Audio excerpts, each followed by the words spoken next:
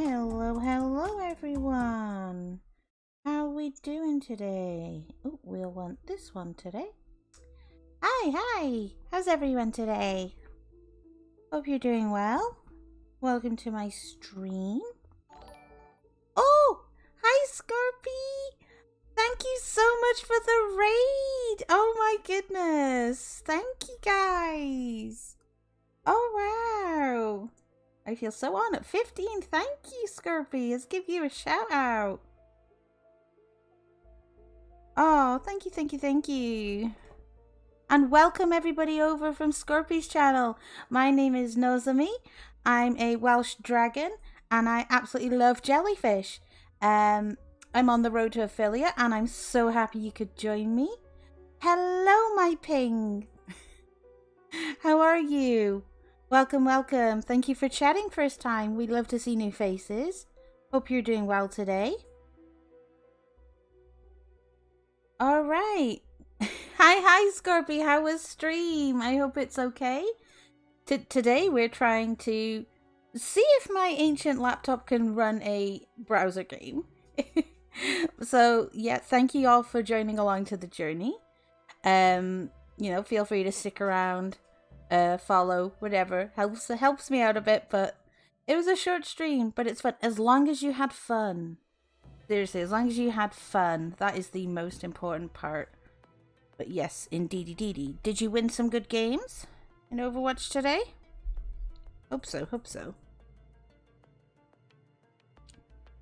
So I found a game today that sounded appealing, and I was like, you know what? I'm not gonna experience this until later, so we can get like first-hand reactions about it. This one's called The Night Speaks Our Name. And only recently, I just found out before I started, it's a horror game. It's a bit of a generic horror game. I don't do well with jump scares. I've never played a horror game. I could barely get through watching people like Markiplier play Five Nights at Freddy's and stuff. And I've watched people play The Mortician's Assistant, and I get freaked out by jump scares.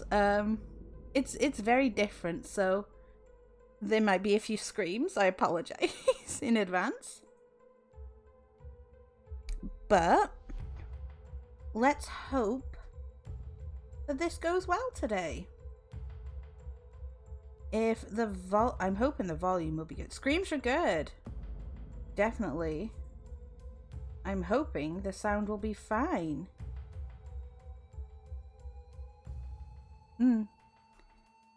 Okay.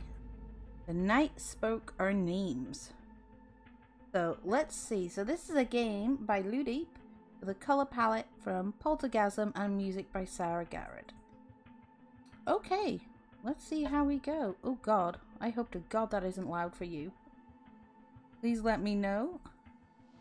Screams are good. And I mean, it depends. Just make sure your volume's not up too loud. But yes. Screams are good. I want to make sure that the desktop audio doesn't kill everybody's ears. So hopefully that should be fine. Alright, let's see. Okay. Out there, it waited patiently. At night, those evil green eyes stalked us, hoping we'd fail and become an easy prey. We'd need food and wood to survive. Winter will be here soon. Oh gosh. Oh, thank goodness, it's different. It is very different. If the desktop audio is a bit too loud, do let me know and I will alter it for you. How's the game audio for you guys? Is it too loud? Let's hope this is fine. Okay. Seems fine. Thank you very much, my ping. I have to stop myself from finishing that entire name, but that's okay. That's alright. Where be my... There we go. I forget I can turn down the volume on my headphones for myself. That's probably why I was paranoid. Hello, Louie. How are you? I hope you're doing well today. Hope you're doing well. Let's give you a shout out, because I know I haven't had chance to catch up on your streams lately. I hope you have been well. There we go. Everybody go give Louie some love if you can. That'd be awesome. So, this one is an Interact, the night that spoke her name. So apparently there are 2 types of games like this. That's okay. So we have 10 days until winter, 2 people, 1 out of 65 food, and 0 out of 45 wood. Hi Scott, how are you? Oh yes, Louie, all the support. I give everybody equal support here. So, we have 65 food rations and 45 logs. That'd be enough to survive the winter. So, we could gather food, which adds X food rations. We can add X amount of logs. Oh, so okay, so we got a 2 and a 1. Or at least the mobile version. Oh, hey Kara, how are you? How are you? Thank you for stopping by. We can change the leader, so we lose this dice but re-roll the others. We've got 2 dice, so we don't want to do it. So I think we'll put the 2 if it lets me interact with it. Of course it doesn't. Give me a minute. If we experience any lag, I hope not. Oh goodness. Alright. You just have finished homework. Awesome. Oh, it doesn't like me. Of course it doesn't like me. Oh god. Doesn't tell you the controls either. That's okay. Let's see.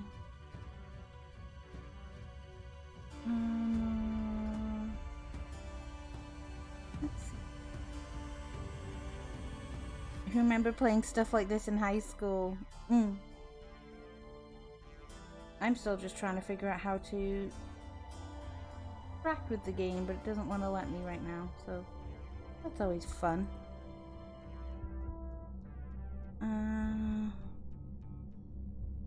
Oh, not that one.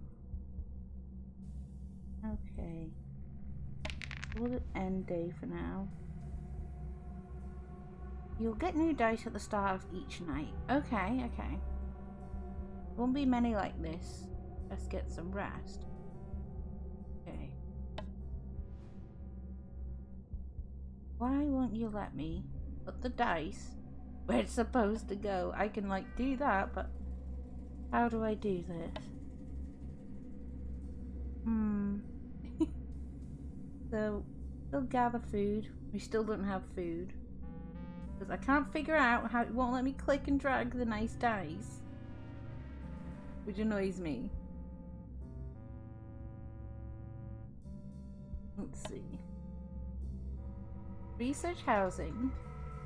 Your settlement gets 1 more person. / dice. Research fence. Your settlement gets 1 person. / dice. Your settlement gets 2 persons / dice. We need a 40. So I only have a 5. I can't even research that. Oh my god. Doesn't let me interact with it for some reason. Well, that's gonna annoy me. It's gonna throw my plants out the window for today. Let me do it. Change the leader. Let's see.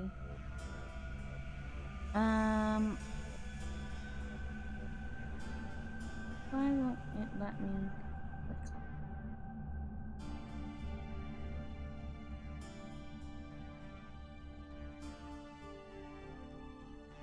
That's what I'm doing. I'm clicking the boxes. Let's see.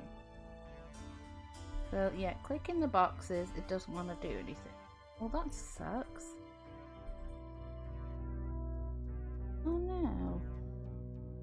Yeah, it lets me move the arrows, but I'll click the boxes and it's not doing anything.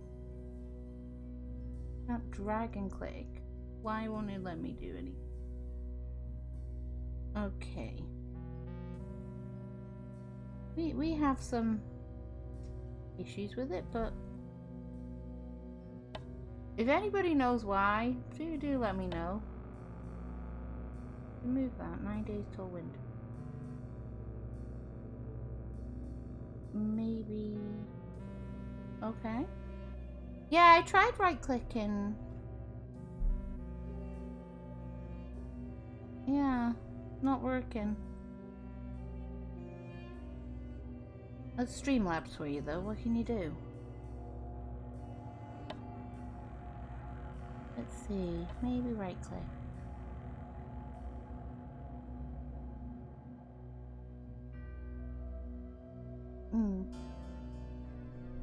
Right. Let me see if this will work. Right, let's see if it'll work this time.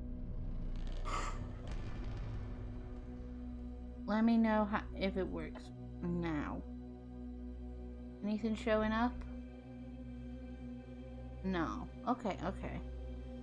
Maybe you click on the dice and click where you want it. I'll try that, Scott. Yeah, let me try that. Okay, let's try that. Who knows? Okay, let's play that again.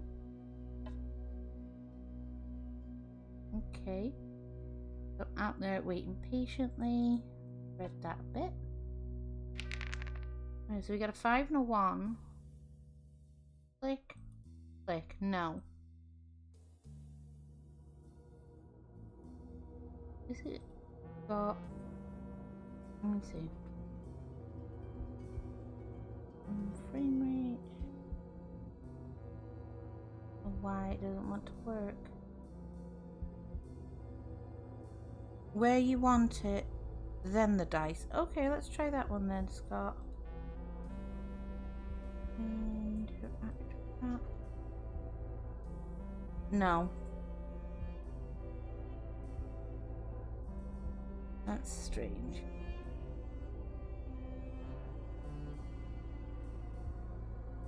Yeah, it's not letting me drag. It's not letting me click and drag it. You're supposed to click and drag the dice. Yeah, apparently you're supposed to click and drag the dice, but it's not letting me click and drag the dice, which is frustrating in itself. That's okay. Okay, we always have fun things to do.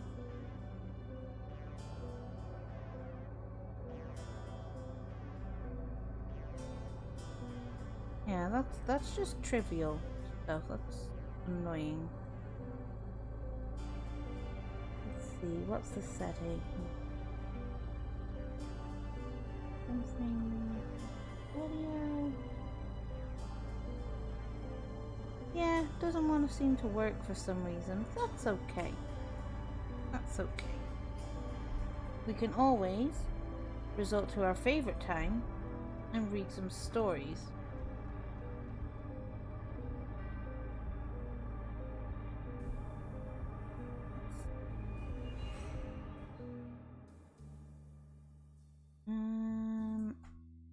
Or we can... What are we doing today?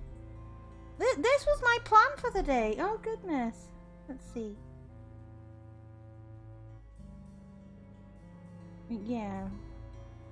I think until we fix this issue, I will do some stories, I think. Yeah. But yes. Creepypastas might be the way to go just for the evening, because it's tech issues, as always. There's always something wrong, and I don't like being stupid on stream. You know, it happens. But, you know, is what it is. Oh! Ooh, let's see if this one, we'll play this one. I'd have to set that up. I could set that up on my break, so... I've had another game recommendation. We'll see if that works after break time, but for the first half of the stream, you know, because I don't want to set up while I'm midstream, yeah, we will do some creepypastas, I think. But yes. I hope everybody likes stories. I do. I'd share them with you today. It's very fitting. We have a nice spooky forest. Hope everybody's sitting comfortably. This story is called The Nice Guy by Well Hay Productions. Frank Thomas and Kirby enter the office break room at approximately 12:25 p.m. on a Tuesday afternoon. Each man has various containers designed for holding food and drink, and as they lazily slump into the fiberglass chairs that were haphazardly pushed under the table after their previous uses, the room echoes of violent thwop-hops. Who's to prove how much I hate story? Oh, that's funny, Scott. And elongated straw jips as Tupperware lids fly open and velcroed bags release their treasures. God damn it! Thomas rolls his eyes. Frank, with a mouthful of cold pizza, mumbles in empathy. Wife packed your tuna salad again, huh? Thomas tosses the soggy sandwich down on the table with a resounding glop. She knows I hate this stuff. I swear, I've almost reached my breaking point with this shit. Why don't you just pack your own lunch? Kirby attempts to speak through teeth caked with salad. A drip of ranch dressing falls from Kirby's lip and collides with the table. Thomas just glares at Kirby in disdain. You don't get it, man. I've told her like 50 times. I don't like tuna salad. But does she listen? No.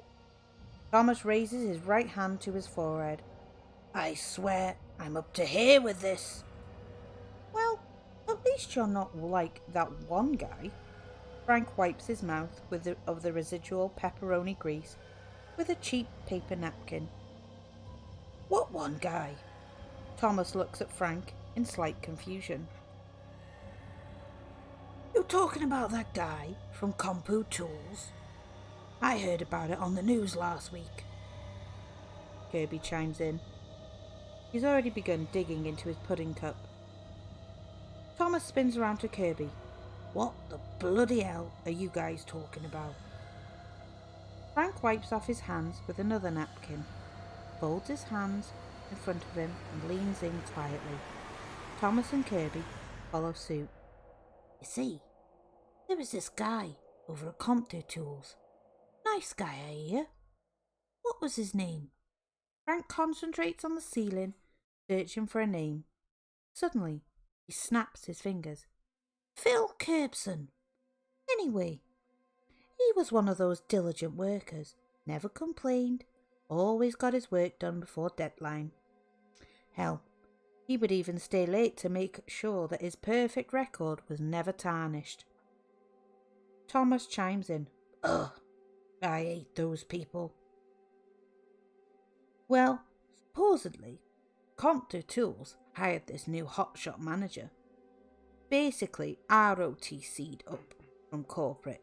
You know, never lifted a finger in his life. And got to skip right to the front. Thomas shakes his head in disgust. Exactly. So this guy was brought into... Frank raises his fingers to make quotations. Help. And since this douche really didn't know anything about Compter Tools products, he would just bark orders and micromanage everyone. Everyone in the office was buzzing. We're gonna quit. Let's get HR involved. This guy is completely heartless. The usual empty water cooler promises. Everyone was in a tiff, except Phil. Phil would mind his own business and do his work with a silent smile. He would even go as far as asking his new manager, "Anything else I can do to help?" Well, I don't know if that manager deliberately planned to be this malicious, or if it was just common nature for him. But he got this notion in his head to see how far he could bend Phil, until he broke. Starting the very next day, the manager threw the biggest workflow onto Phil's desk and barked out, "I need this done by 5 o'clock today, or you can just pack your shit now," or something to that effect. Phil quietly turned to face the manager, smiled his calm, innocent smile, and said, "Sure thing, boss." Thank you for the follow, hubby. Welcome to the Jelly Cave. 5 o'clock rolls around and Phil walks into the manager's office and proudly places the completed report on the man's desk. "Here you go, boss." The manager looks up from polishing and buffing his prized £600 marble desk to the completed pile of papers.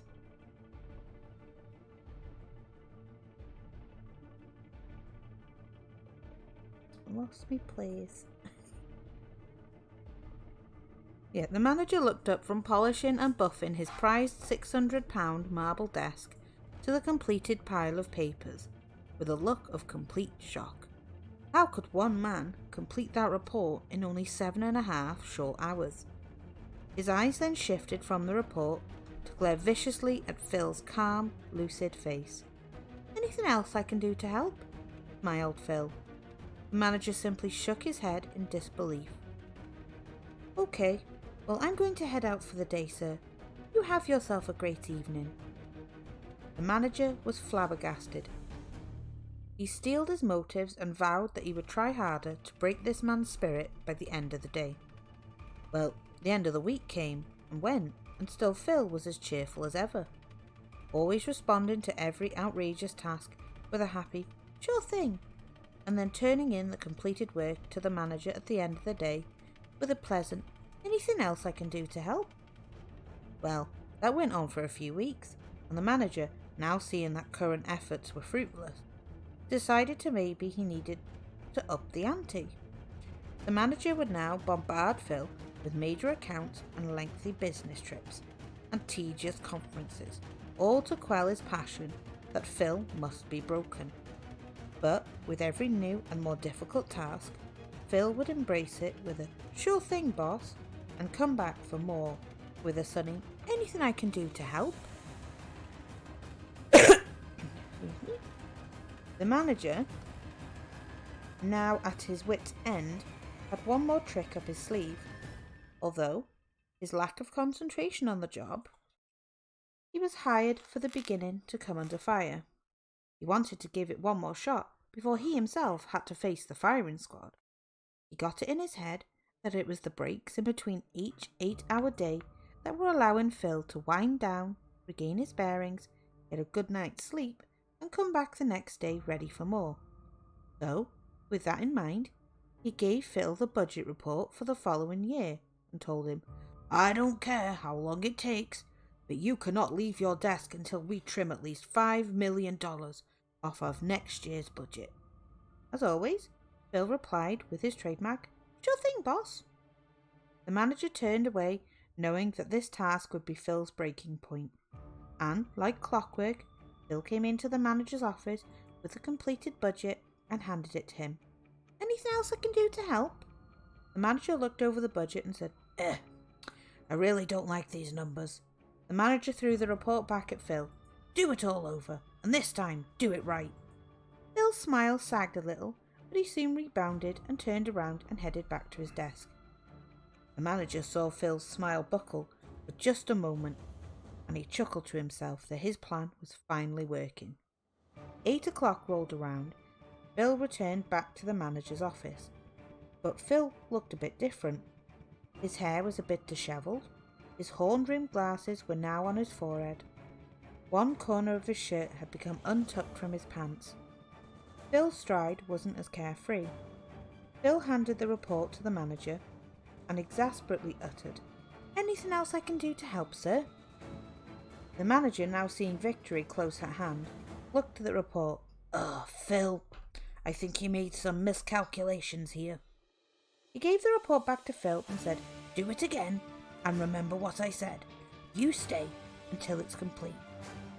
Phil, dejected, defeated, disappointed, looked at the report in his hands, wiped the sweat from his brow, scratched the back of his neck.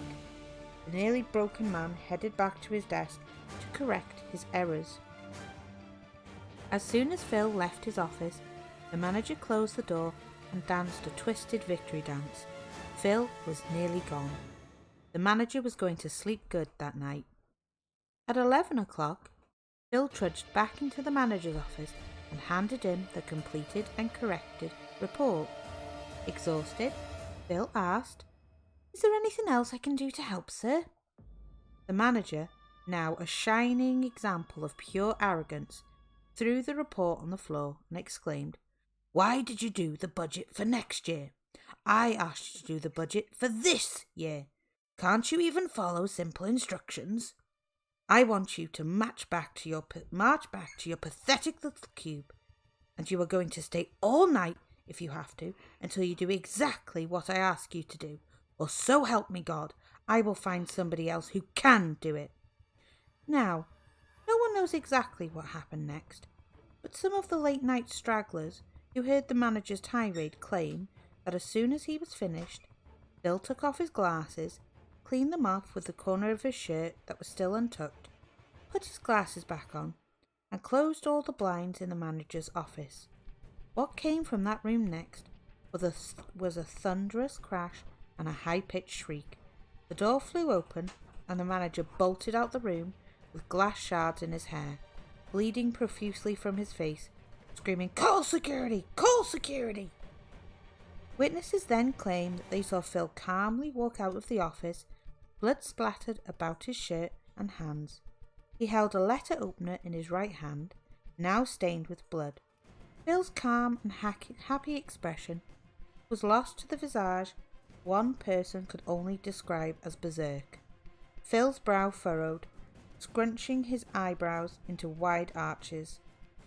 His teeth gnashed and, according to one person, appeared sharp and pointed. His skin, once pale and fair, was now red and scaly. His slick hair now flailed wildly about his head and danced of its own accord. Phil marched towards the cowering manager. "Sure thing, sure thing, sure thing." Phil continued to chant these two words over and over, and the volume of his voice continued to climb until he was shrieking. Phil destroyed everything in his path to get to the manager, who was now scrambling for the elevator. He turned over cubicles, walls, hurled the office printer, and overturned desks, but he was still marching at a steady pace. Not once did Phil's gait increase in speed. The elevator doors finally opened, and the manager quickly darted inside, and as he was frantically pounding on the door close button, Phil's arm thrust inside the cabin as the doors began to shut. The manager let out a girlish cry for help, and then Thomas, now sitting on the edge of his seat, blinks. "Yeah?" "Well," Frank continues, "security hauled him away. The folks that stuck around for the whole ordeal say that they've never heard Phil use any profanity ever, but on that day they heard curse words so vile that they almost sounded like they were in some form of ancient tongue and demonic language. Only by the grace of God was security able to restrain Phil. As the paddy wagon rolled up into the office building drive, witnesses noticed three things. First, that Phil was kicking and screaming the entire time and was hardly recognisable. Second, that the manager couldn't stop crying. And third, and the most bizarre, was they realised what made the thunderous crash in the manager's office. The £600 marble desk, the manager's prized possession, now lay in pieces outside the office window. "So that's it? What happened after that? There had to have been a trial," Thomas exclaims. "Oh, Bill was deemed too mentally unstable to stand trial, so he was committed to the state hospital over in Brookfield, and everything died down and returned to normal.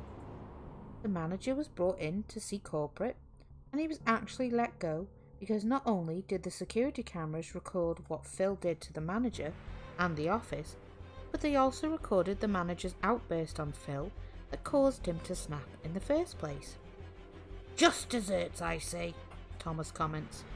Kirby just shakes his head and he starts to clean up his empty containers. "Well, here's the real punchline, and this I got from Sally Boyd over at CompDo Tools. She used to be the manager's admin. After the manager was let go, he was cleaning out his temporary desk, and to pass the time, he had the radio on. The manager left his office for a moment to get some more boxes. As he returned back to his office, she heard on the radio announce Bill Curbson, committed to Brookfield State Hospital on Monday, was discovered missing from his cell earlier today. The manager froze in horror, and as Sally turned around to see the manager's expression, the door violently slammed in her face, knocking her backwards onto the ground. As she recovered from her fall, she told me that she could clearly hear the manager pleading for his life. She distinctly heard, "Please, don't! I'll do anything you want!" And then a familiar, calm and soothing voice came from behind the door. "Anything I can do to help?" Sally pounced for the door, but it was locked. She tried to look through the window, but the blinds were mostly drawn, so she could only see the flailing of arms and legs. Sally kicked at the door helplessly, repeatedly, and shouted, "Somebody please help!" But it was too late. As soon as the commotion ceased from inside the office, Sally heard the knob click, which signalled that it had been unlocked. With tears in her eyes, she slowly reached for the knob and opened the door to reveal a gruesome scene. The manager was splayed open from his throat to his pelvis, rib cage and organs exposed. His hands were twisted into contorted knots of flesh and knuckle. His face was warped into an expression of unrelenting anguish and fear, eyes wide, jaw locked, nose broken and twisted. In his left hand, its last cadence drawing to a close, was the manager's own heart. Sally and some of the onlookers who had finally gained access to the room then looked up to see the following message scrawled out on the bare, dingly yellow office wall. "We were wrong. He had a heart after all." Jesus!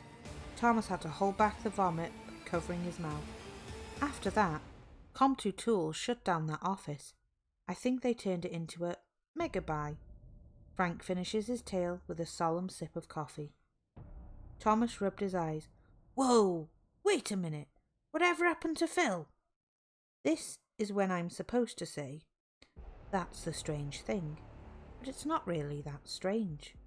When they finally opened up the office, the only person in there was the manager.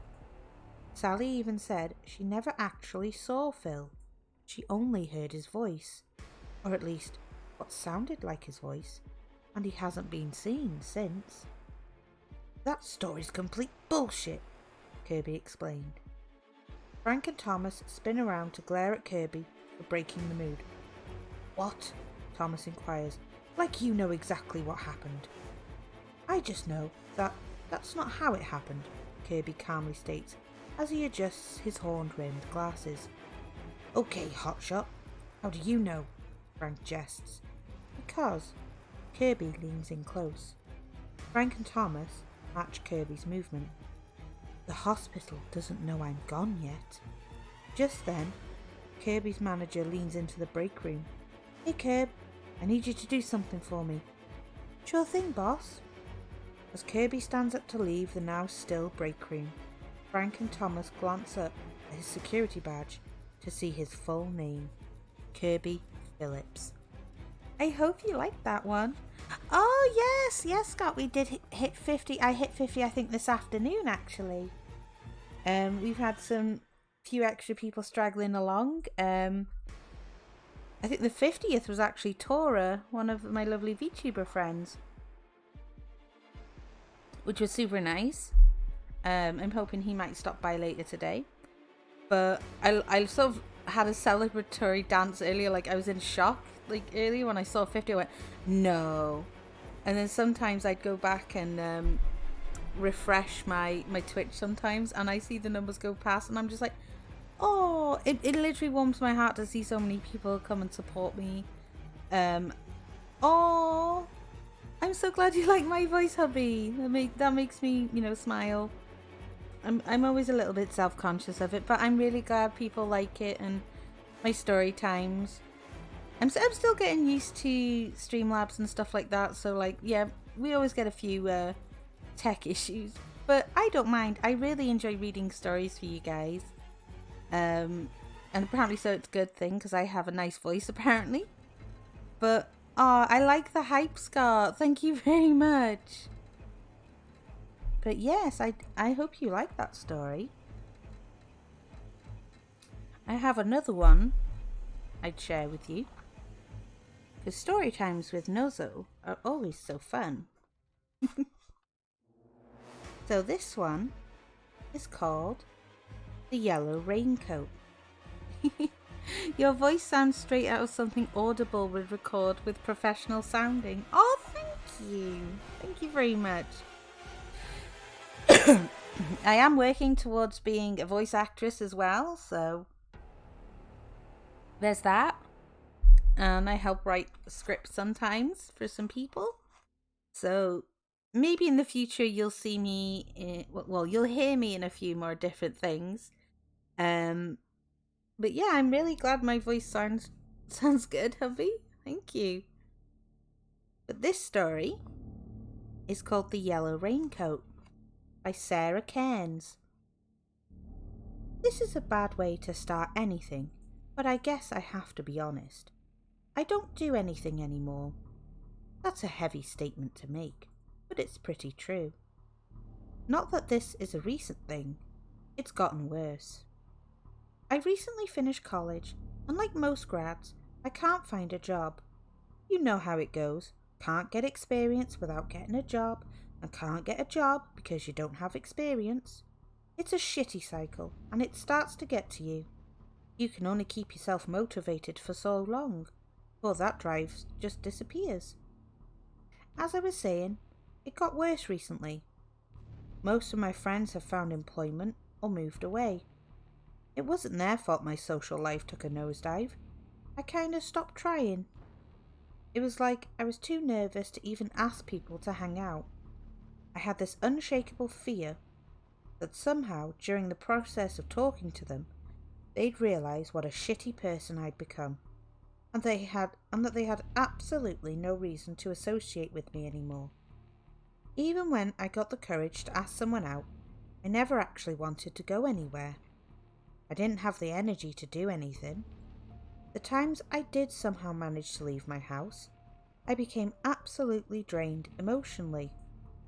So, I stopped leaving my parents' home. Sometimes, I didn't even turn on the lights in my room. Just sat in the dark, checking the internet, waiting for the day to end so I could sleep again. I've always been a dreamer. Maybe it's from having a creative mind or something. Sleeping was my way of getting out. It was the only part of the day where I didn't feel like I was a complete failure. I had no responsibilities. I could close my eyes, rest, and not give a single shit about anything going on. It was a natural progression that over time I started sleeping more and more. The dreams I had while unconscious were interesting, and no matter what I did, I couldn't achieve a single thing in the waking world. It got so bad, I couldn't even be awake for longer than 4 hours at a time. When you're sleeping that much, it becomes harder and harder to keep track what is a dream and what actually happens. This consistent napping went on for almost 2 months without interruption. Aside from the various shouting matches with family members over how I'd become a burden, I knew I should have spent more time looking for a job, but every time I tried, my mind would lock up and I'd just get too exhausted to do anything. Maybe part of me had accepted it was pointless to even try anymore. I suppose it was a matter of time before the stress of being alive got to me as I slept. In my dreams, everything was so crystal clear, and the images my mind played out were almost perfect representations of the real world. I could feel the texture of objects, touch anything, and my brain would process it with such unbelievable clarity. Even my dreams started to feel linked together somehow, as if I was watching one story play out. There was always gigantic buildings, like skyscrapers, that twisted and turned in impossible ways.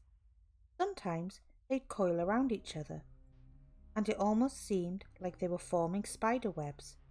Just looking at them gave you this dreadful feeling that they were going to collapse at any second. Around the inconceivable formations, you could always hear metal being ground, stretched, and pounded on. The buildings themselves seemed completely impossible to enter. As I looked at the buildings, I noticed a reflection in the glass. There was a figure dressed in a yellow jacket behind me, though I could never seem to find it. When I looked around for the source, even in the reflection, all it did was stand there and watch me from a distance. I wasn't sure if it was even capable of moving. It seemed to be completely bound to the reflection of the glass. The dreams always had other people in them. I'd remember talking to them, but at no point would I ever call them anything. It was almost like they didn't have names. I don't even remember knowing anyone who looked like these men and women that populated the world my mind had constructed. I'd spent most of these dreams doing normal things, eating, ranting, and gambling on occasion. My dream friends seemed real in their own ways. They each had their own way of reacting to things. They'd talk about family members I'd never met, or go on about their hobbies. It was the closest thing I'd had to a real conversation in weeks. It just happened to be in my own little dream world. It was like the time I still had friends back when I made an effort to leave my house. Well, except for one strange moment that occurred in every dream. Without fail, in every dream, one of the people would always ask, "Is it watching you?" in this sort of panicked way. Once, while I was in a dream about a drunken game of tag, it happened between rounds. When everyone had stopped to get a drink, one of the people involved grabbed me and dug his fingernails into my shoulder and shouted the question at me. Even in a dream, the list of possible responses to that aren't much more than a stupid, unfitting "what?" After that, the guy looked at me, seemingly just as confused as I would, and then, suddenly, for a single second, it was as if something was watching me. Slightly out of sight, but my eyes still picked up that yellow colour. Things like that went on for a couple of weeks. Sure, it was slightly unsettling, but it still seemed better than being awake. It was easy enough to ignore that one moment of disorientation. Still, maybe I should have paid more attention to what was going on around me. The buildings were changing slowly. It was almost as if they were growing out. They became more complex in the way that they were twisted and formed, and the sounds from inside rumbled louder and louder. Once I had noticed the changes. It was only a few days before they had completely blocked out the sky. That's when my friends changed on me. They didn't ask me, "Is it watching you?" like they had every other single night. No.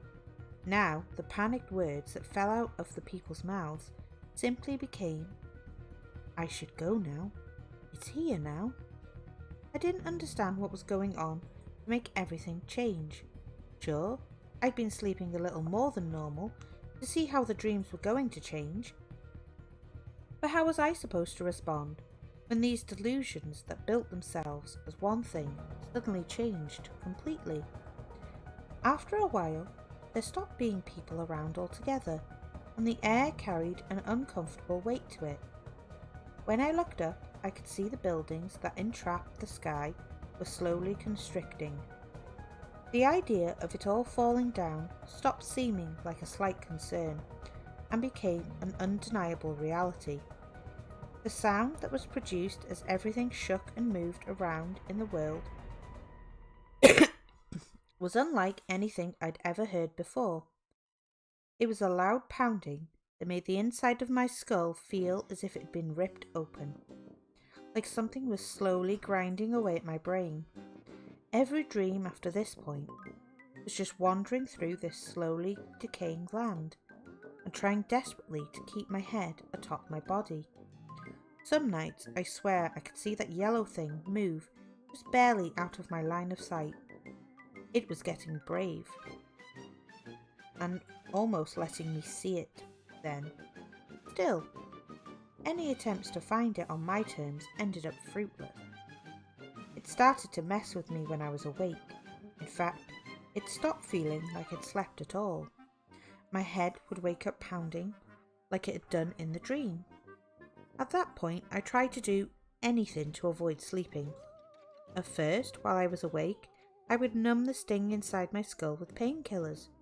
The only problem is that when you're drowning 3 pills every 2 hours, it makes keeping your eyes open difficult. Despite my efforts, I finally did fall asleep, and this time the dream world was nothing more than twisted metal forming claustrophobic hallways. The pounding sound rang all around. God, it seemed as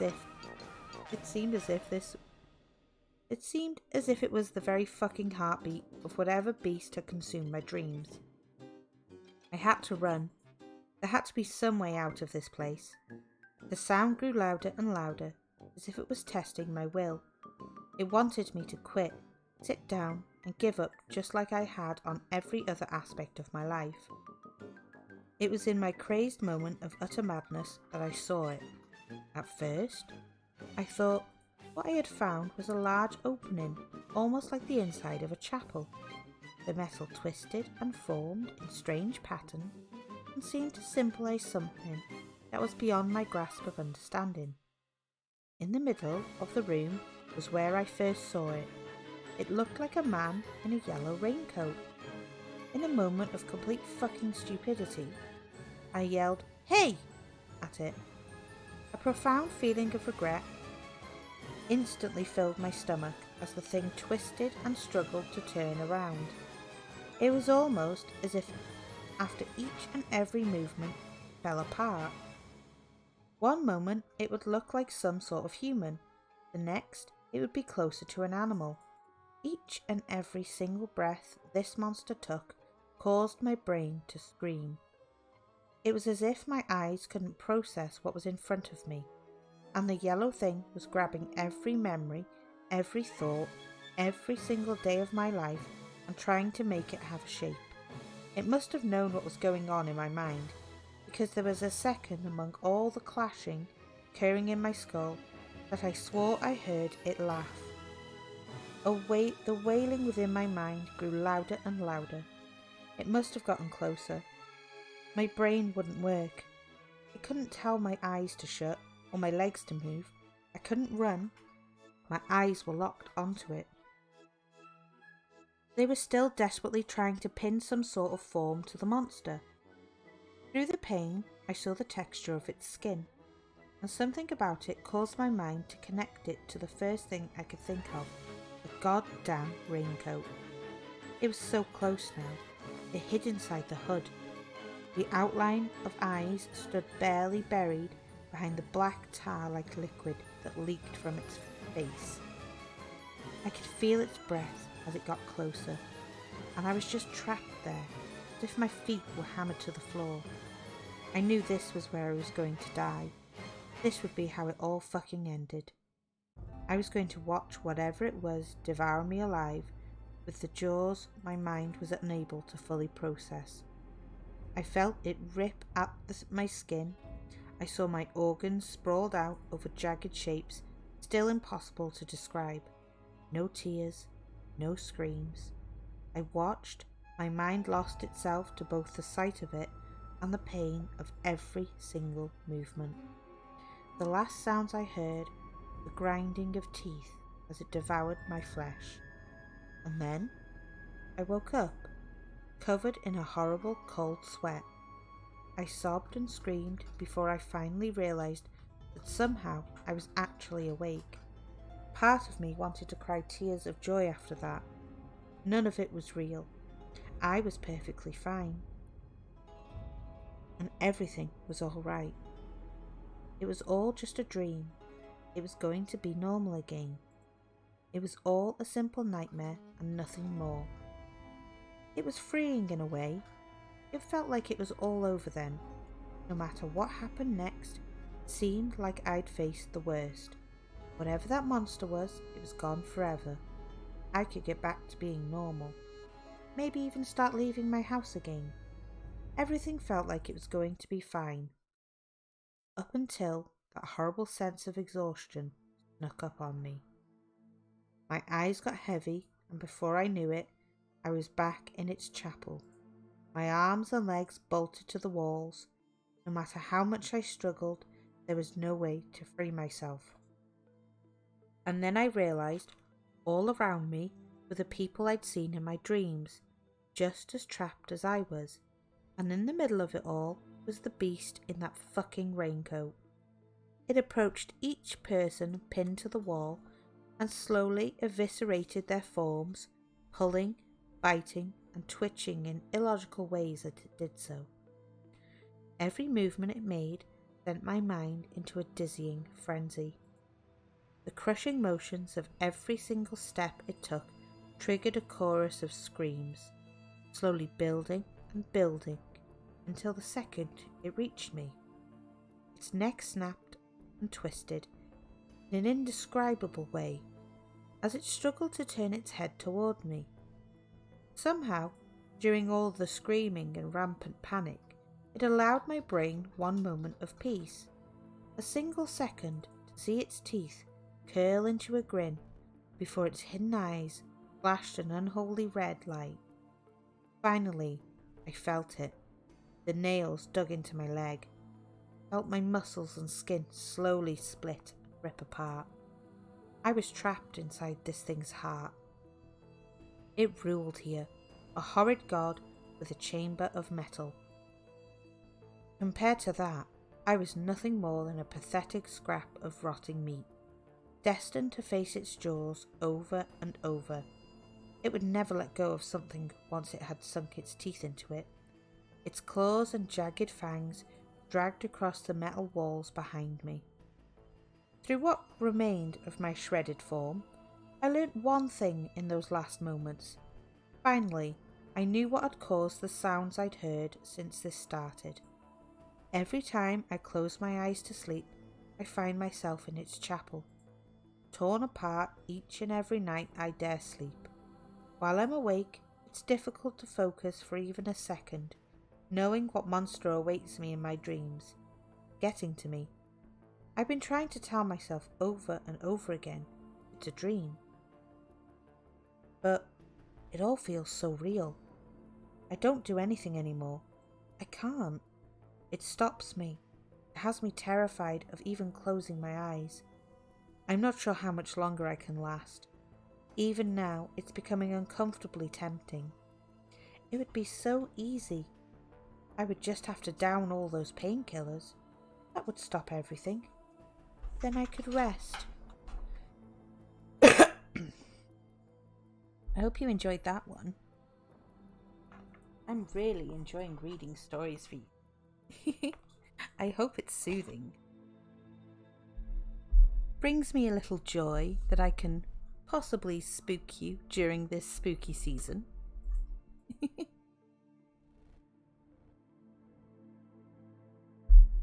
But I am going to go on a 10-minute break and make a lovely hot cup of tea. Oh, I'm really glad you're liking them, Scott. And we have some lovely new faces, which I'm super happy about. So I'm going to go on a break.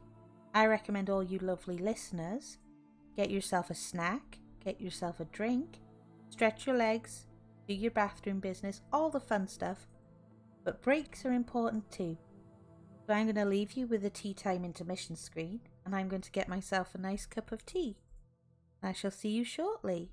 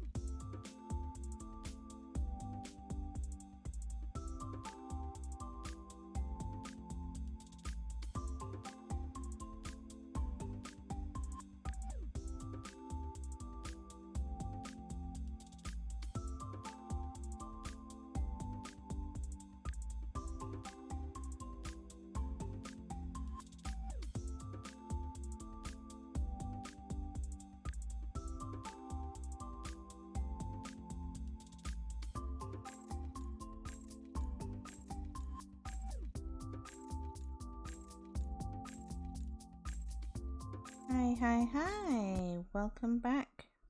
Welcome back, everyone. Hope you managed to get some snacks and some drinks. And get yourself all settled. Breaks are good. We should always stretch our legs. Even if we're watching a screen for a while, breaks are always important. And snacks are always fun. I had a nice snack during my break. And I made myself a fresh cup of tea. A nice hot cup of tea. I must remember to drink it this time. It ended up going cold. You can't have cold tea. Unless it's iced tea.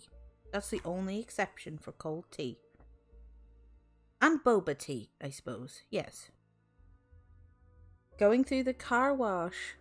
Oh, tea sounds good. I used to enjoy watching the car wash as a kid whenever we used to go and drive through. That was super fun. Used to see all the rollers and stuff.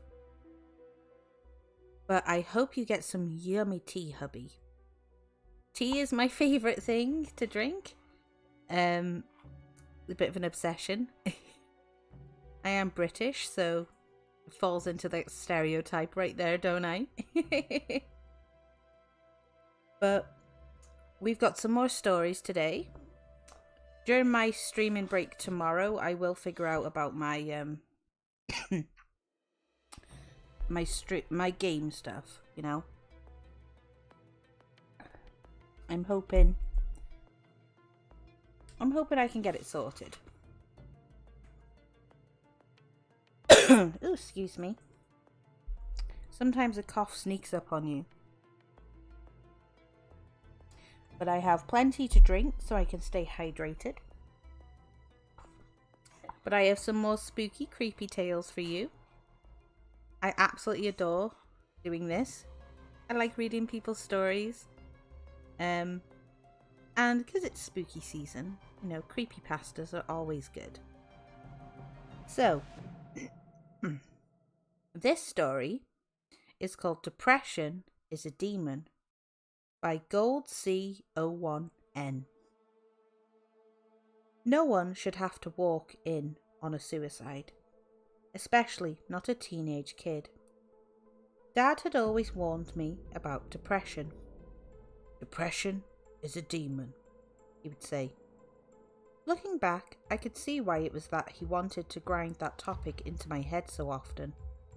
When I was younger, I was very absorbed in my own life. This is what teenagers do.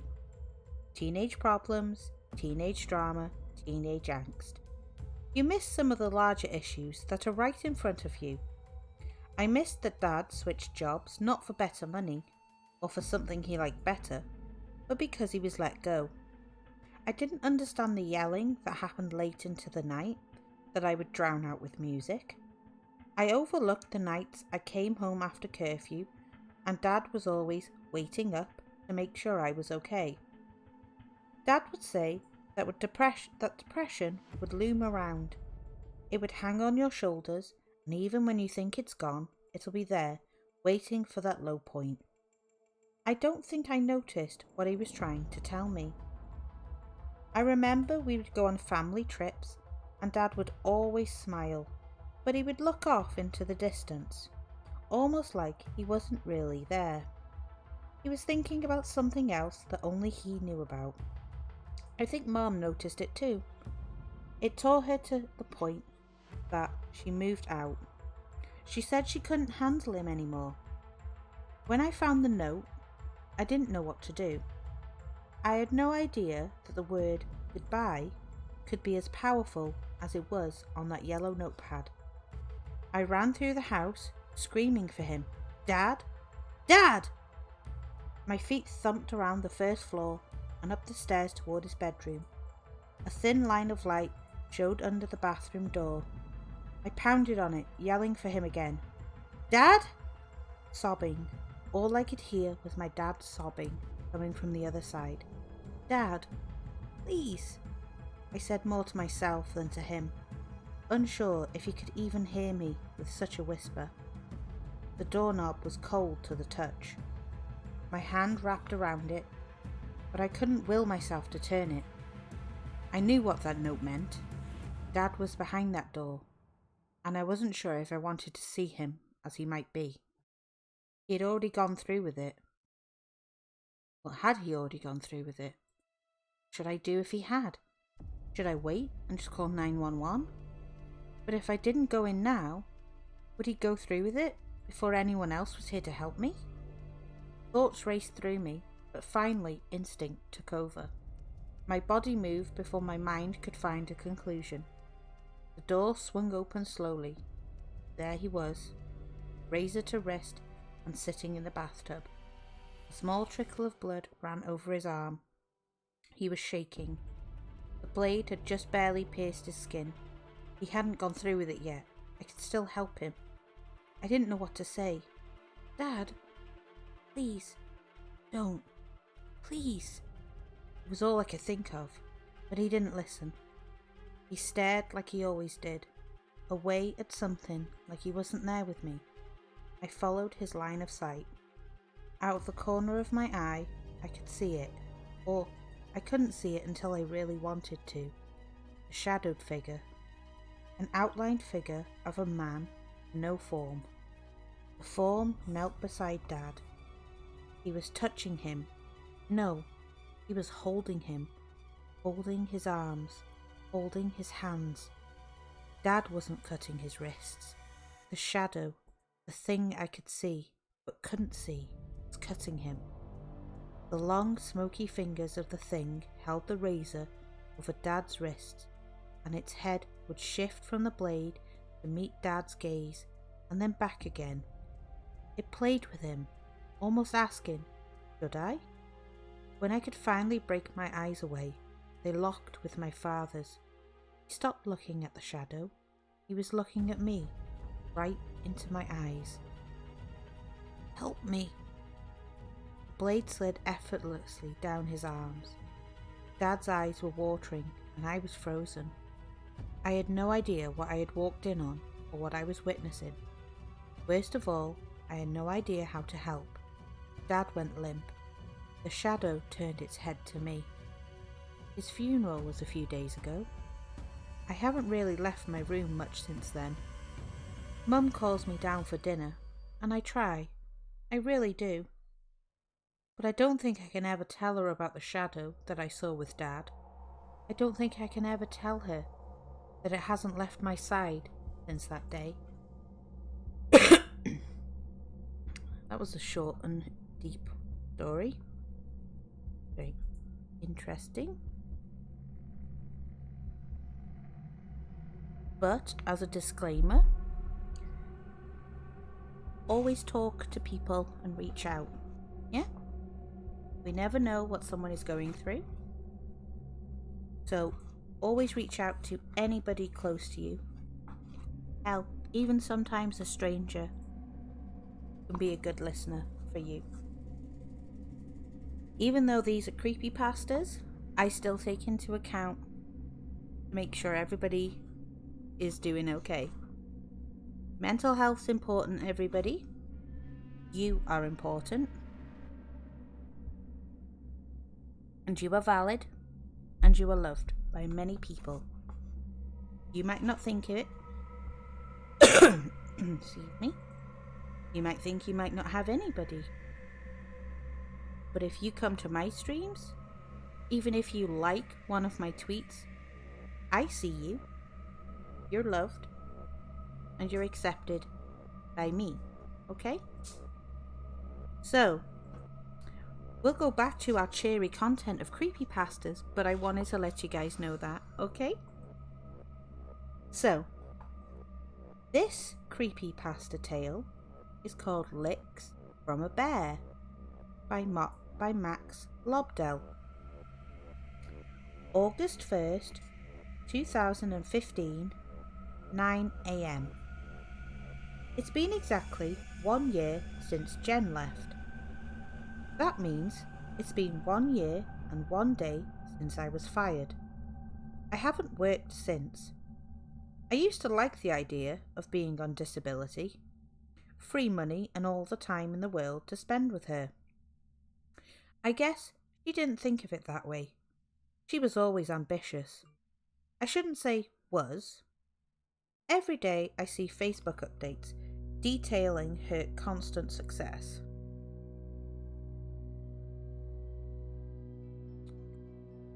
The most recent one was her engagement. I'd never seen her look so happy. I guess I knew things with us were going downhill when I looked forward to our fights. She'd always say something about how I'm so smart, that I was smarter than she, in fact, but that I had no ambition. I felt so good. It felt so good to hear that someone as brilliant as Jen thought I was smart, even though she yelled it at me in frustration. She claimed she understood my depression and my anxiety, and how they were terrible roadblocks on the path to my happiness. I thought that meant she could empathise and still wanted to be with me anyway. Apparently, I was wrong. Getting disability benefits for my depression wasn't too hard. The money isn't great, but it pays the rent and keeps me fed.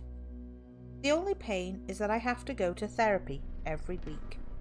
I also need to go to monthly appointments to pick up prescriptions to help combat my depression, ADHD and anxiety. It's all so procedural and detached from anything resembling real care. So, I'm a lonely, unemployable loser who's apparently had this great mind that's utterly useless. But I won't stay like this forever. I've discovered something new. Well, something old actually. Today begins my new life. The medication never worked. The therapy never worked. The behaviour changes never worked. Medicine failed me. Or maybe I failed medicine. Either way, I'm taking control of myself again. I'm not going to be a victim of the barriers my body's put up for me. No more attention problems, no more depression, no more anxiety. For the first time in what may be decades, I'm filled with hope. August 1st, 2015, 3 p.m. All my tools are cleaned and ready. In about an hour, I'll start. I need to keep a pretty comprehensive journal of the procedure to make sure I'm not harming myself. I figure a running account of my experiences will give evidence of the positive or negative changes in both my mood and cognitive abilities. August 1st, 2015, 4:05 p.m. After I traced a dime-sized circle on the upper right part of my forehead, I used an X-Acto knife to carve through my skin. I wasn't prepared for how much this was going to hurt. I stopped a couple times to wipe away the tears so I could see well enough to continue. The skin lifted off from the bone without too much trouble. Once I'd finished cutting, I flushed it down the toilet. Now I'm waiting for the bleeding to stop. It seems to be slowing already. It's so weird to see my skull exposed like this. I'm going to write a sentence or two before and after each of the next steps, so I can get as good a description as possible if this all works as well as I'm hoping. I opted to use a tiny drill bit over a single large one.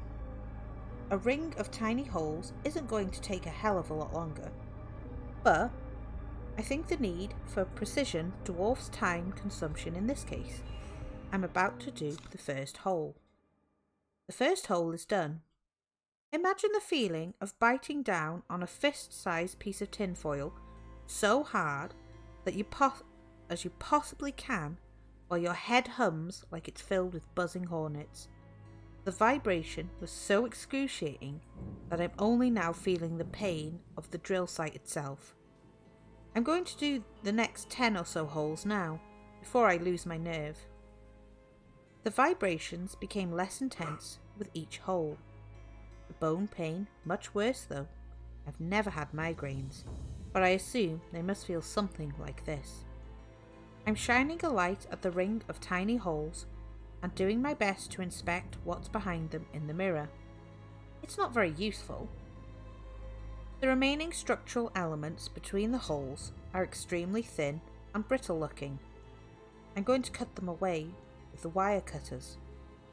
I just dropped a circle of my skull into the sink. Now I'm looking at the bright red membrane that's covering my brain. I'm a little surprised by how many blood vessels are in there. I'm going to put out a couple more towels. Cutting away the membrane is the part I'm most scared of. It's done, and the hole is bleeding a lot. I'm taking extra care not to put too much pressure on the organ itself while I'm working to soak up the blood. I'm feeling a little dizzy, so while I hold the towel to the hole, I'm sitting and eating a piece of steak and drinking the orange juice I'd put out just in case this happened. The wound is slowly starting to clot while I wait here. The whole area hurts. The pain is second to the strong pulsing sensation around the hole. It's almost like I have a second heart beating there. The blood stopped pouring out, and I'm cleaning the area with water and rubbing alcohol. Now I can see my brain. It's grey. It doesn't look like it even belongs to me. I don't know why it feels so surreal. It's almost like I'm watching all this happen to someone else. On the plus side, I'm not dizzy anymore. But I'm exhausted. I'm going to bandage everything and go to bed. I'll clean up tomorrow. August 2nd, 2015, 6:30 a.m. I woke up this morning with more energy and drive than I've ever felt. Even sitting here writing this feels like a joy. I'm not struggling to find words. I'm not dreading how I'll reread what I've written. I think it's stupid and pointless. Everything just works. The accounts I'd read about people who shared their experiences with trepanation made similar claims. But even as I drilled the holes, I never allowed myself to truly believe it would work for me. Even now, I'm worried it's all just a placebo effect. The pulsating feeling is real, though it's as strong as ever. That was something else my fellow trepanned mentioned. They said it was because the body is letting the brain grow again. Something the skull has prevented after it hardened following infancy. I don't know if I buy the explanation, but I can't deny what's happening here. August 2nd, 2015, 2 p.m. My day's been spent cleaning the apartment. Over the last year, I'd let things pile up and grow increasingly filthy as my depression festered. Today, it's like a veil has been lifted and light is pouring over everything I lay my eyes on. The place needed to be cleaned, so I just set to work and cleaned it. It looks better now than it did when Jen and I moved in. My therapist recommended that I clean quite a while ago, suggesting that a nice open area would really help me see my home as a place for potential, rather than stagnation. Now I know what he meant. This is what potential feels like. The hole in my head still hurts, and it looks terrible, but I expected as much. If I go out, I can wear a hat, and no one will notice anything amiss. I'm not ready to do that, though. I'm mildly concerned about how badly the site is beginning to itch as it heals. I'm being extremely assiduous in cleaning and caring for the wound as it heals. But I guess part of that process is that damn itch. I'm doing my best not to think about it. August 2nd, 2015, 11:30 p.m. The first full day of my experiment is about to end. I'm about to go to sleep, and I feel like I've accomplished a lot today. My home is spotless. I finished a short story I've been working on for the last couple of months. I've gotten up to date with my internet and utility bills, and I even did a couple sets of push-ups. I had to remind myself to eat though. For whatever reason, I wasn't hungry at all until I realised it was nearly 9 p.m. and I hadn't eaten all day. I'm chalking it up to my excitement. It's been hard to contain, but now I'm all showered and pajamaed and ready to end my day. Can't wait for tomorrow. August 3rd, 2015, 5:45 a.m. I woke up before my alarm this morning to watch the sunrise from the roof of my apartment. Last night I slept like a log and didn't wake up once. I noticed some blood on my pillow and under my fingernails though, and I think I may have scratched underneath the bandage while I slept. I made a beeline to the bathroom to inspect the hole and, thankfully, I didn't seem to do any damage. Everything appears to be healing well.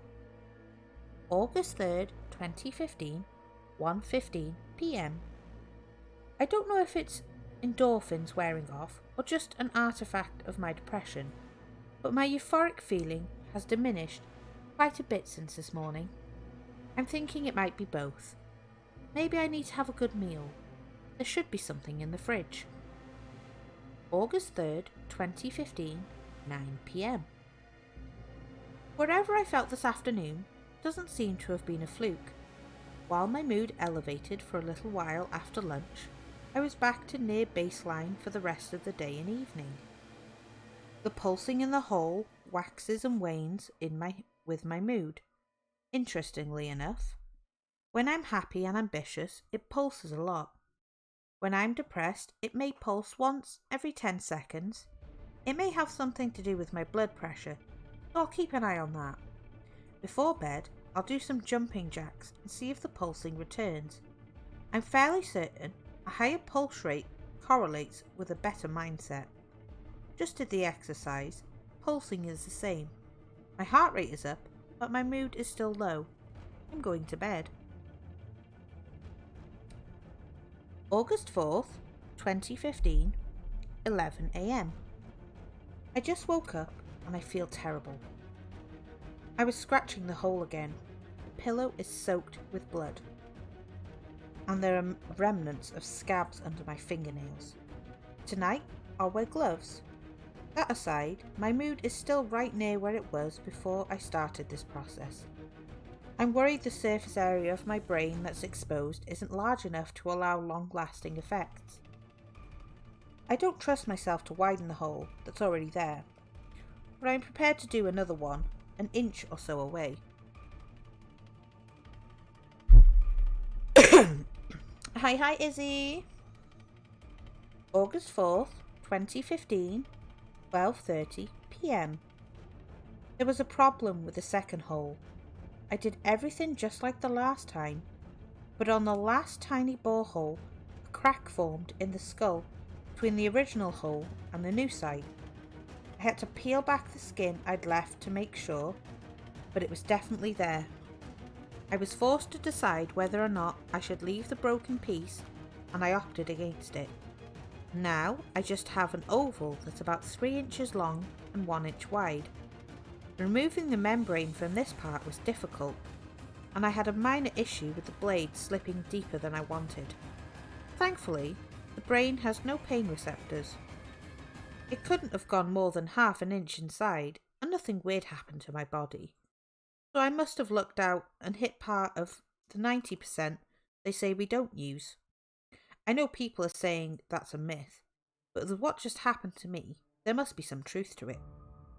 August 5th, 2015. No scratching overnight. The pulsing is there, but it's nowhere near as strong as it was the first time.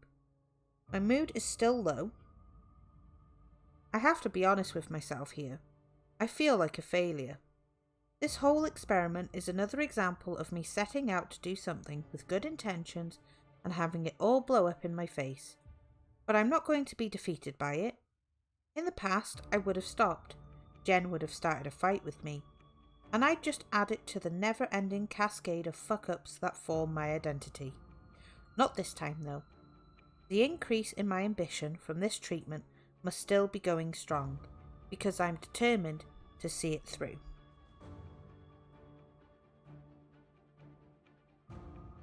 August 5th, 2015, 8 p.m. There are 4 more holes in my head.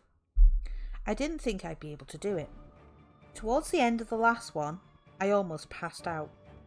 I'm glad I had the foresight to keep a few sugar packets nearby, so I could regain my strength and finish up. Besides the issue with my dizziness, these 4 went better than the prior 2. I used the left and right sides of my head this time, right above my ears. The skull was far thinner than on my forehead, so the vibrations of the drill wasn't as excruciating. The blood loss was significantly greater though, which explains the desire to pass out. I have hand towels wrapped around my head so I won't get blood all over the place. Lucky for me, I'm a pretty quick clotter. That's a funny word. Clotter. August 6, 2015, 6:10 a.m. I slept sitting up and awoke to major pulsing, not just in the new holes, but in the old ones as well. A small problem's developed with the second hole though. I think it might be getting infected. The itching is unbearable, and I think it might be starting to smell.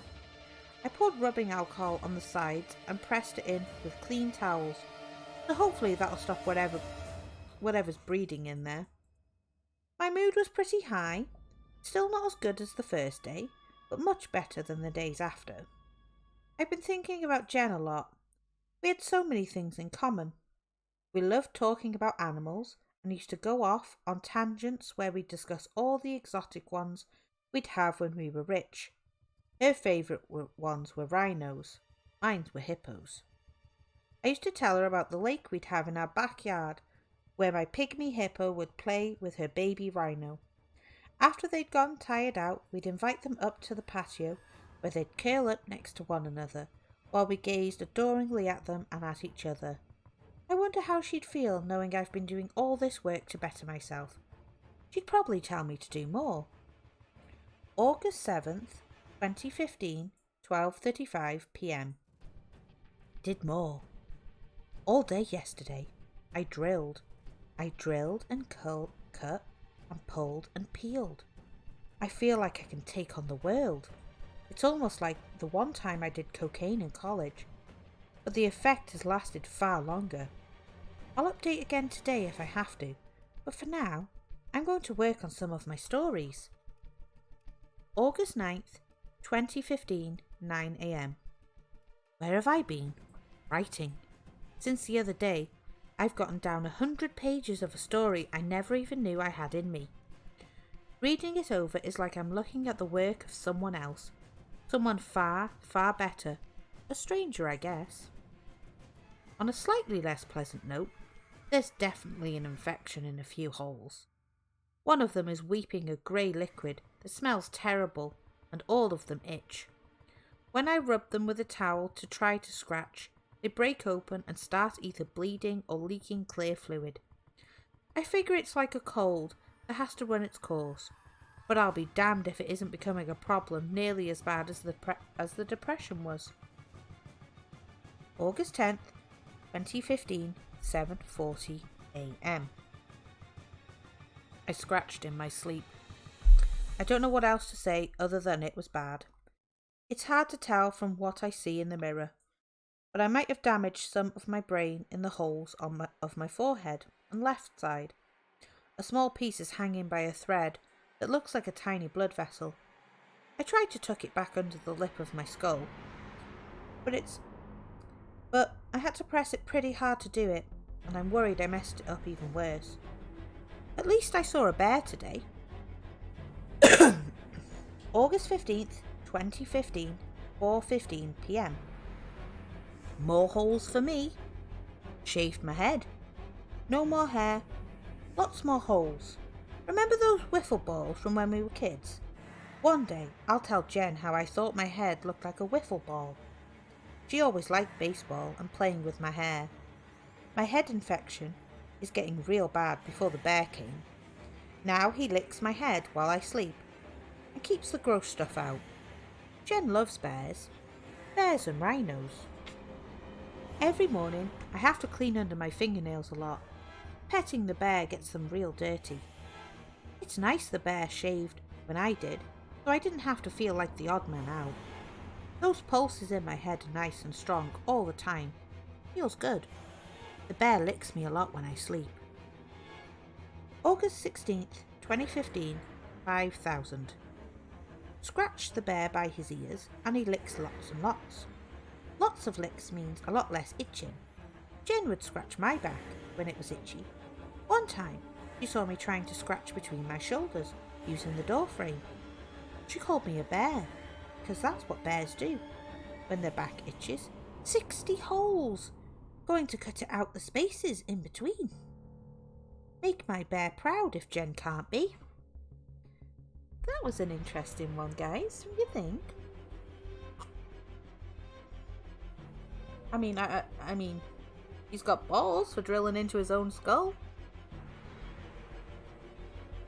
It does frighten me a bit, though, the amount of drilling and such. That's okay. We have another story. Aren't these fun, everyone?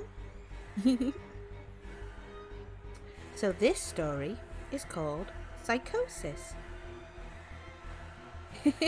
You weren't ready, but you noticed halfway where it was. I know. I was a bit like, ooh. But this one is called Psychosis by Matt Demirsky. And I'm remembering to drink my tea, everyone. Sunday. I'm not sure why I'm writing this down on paper and not on my computer. I guess I've just noticed some odd things. It's not that I don't trust the computer. I just need to organise my thoughts. I need to get down all the details somewhere objective. Somewhere I know what I write can't be deleted or changed. Not that that's happened. It's just everything blurs together here, and the fog of memory lends to a strange cast to things. I'm starting to feel cramped in this small apartment. Maybe that's the problem. I just had to go and choose the cheapest apartment, the only one in the basement. The lack of windows down here makes day and night seem to slip by seamlessly. I haven't been out for a few days because I've been working on this programming project so intensively. I suppose I just wanted to get it done. Hours of sitting and staring at a monitor can make anyone feel strange. I know, but I don't think that's it. I'm not sure when I first started to feel like something was odd. I can't even define what it is. Maybe I just haven't talked to anyone in a while. That's the first thing that crept up on me. Everyone I normally talk to online while I program has been idle, or they've simply not logged on at all. My instant messages go unanswered. The last email I got from anyone was a friend saying he'd talk to me when he got back from the store, and that was yesterday. I'd call with my cell phone, but reception's terrible down here. Yeah, that's it. I just need to call someone. I'm going to go outside. Well, that didn't work so well. As the tingle of fear fades, I'm feeling a little ridiculous for being scared at all. I looked in the mirror before I went out, but I didn't shave the 2-day stubble I've grown. I figured I was just going out for a quick cell phone call. I did change my shirt though, because it was lunchtime, and I guessed that I'd run into at least one person I knew. That didn't end up happening. I wish it did. When I went out, I opened the door to my apartment slowly. A small feeling of apprehension had somehow already lodged itself in me, for some indefinable reason. I chalked it up to having not spoken to anyone but myself for a day or two. I peered down the dingy grey hallway, made dingier by the fact that it was a basement hallway. On one end, a large metal door led to the building's furnace room. It was locked, of course. 2 dreary soda machines by it. I bought a soda from one the first day I moved in, but it had a 2-year expiration date. I'm fairly sure nobody knows those machines are even down here. Or my cheap landlady just doesn't care to get them restocked. I closed my door softly and walked the other direction, taking care not to make a sound. I have no idea why I chose to do that, but it was fun giving in to the strange impulse not to break the droning hum of the soda machines, at least for the moment. I got to the stairwell and took the stairs up to the building's front door. I looked through the heavy door's small square window and received quite the shock. It was definitely not lunchtime. City gloom hung over the dark street outside. and the traffic lights at the intersection in the distance blinked yellow. Dim clouds, purple and black from the glow of the city, hung overhead. Nothing moved, save the few sidewalk trees that drifted in the wind. I remember shivering, though I wasn't cold. Maybe it was the wind outside. I could vaguely hear it through the heavy metal door, and I knew it was that unique kind of late-night wind. That kind that was constant, cold, and quiet, save for the rhythmic music it made as it passed through countless unseen tree leaves. I decided not to go outside. Instead, I lifted my cell phone to the door's little window and checked the signal meter. The bars filled up the meter, and I smiled. Time to hear someone else's voice, I remember thinking, relieved. It was such a strange thing to be afraid of nothing. I shook my head, laughing at myself silently. I hit speed dial for my best friend Amy's number and held the phone up to my ear. It rang once, but then it stopped. Nothing happened. I listened to silence for a good 20 seconds, then hung up. I frowned and looked at the signal meter again. Still full. I went to dial her number again, but then my phone rang in my hand, startling me. I put it up to my ear. "Hello?" I asked, immediately fighting down a small shock at hearing the first spoken voice in days, even if it was my own. I'd gotten used to the droning hum of the building's inner workings, my computer, and the soda machines in the hallway.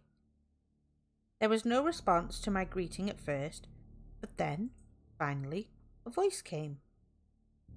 "Hey," said a clear male voice, obviously of college age, like me. "Who's this?" "John," I replied, confused. "Oh, sorry, wrong number," he replied, then hung up. I lowered the phone slowly and leaned against the thick brick wall of the staircase. That was strange. I looked at my received calls list, but the number was unfamiliar. Before I could think on it further, the phone rang loudly, shocking me yet again. This time, I looked at the caller before I answered. It was another unfamiliar number. I held the phone up to my ear, but said nothing. I heard nothing but the general background noise of a phone. Then, a familiar voice broke my tension. "John?" was the single word in Amy's voice. I breathed a sigh of relief. "Hey, it's you," I replied. "Who else would it be?" she responded. "Oh, the number. I'm at a party on 7th Street, and my phone died just as you called me. This is someone else's phone, obviously." "Oh, okay," I said.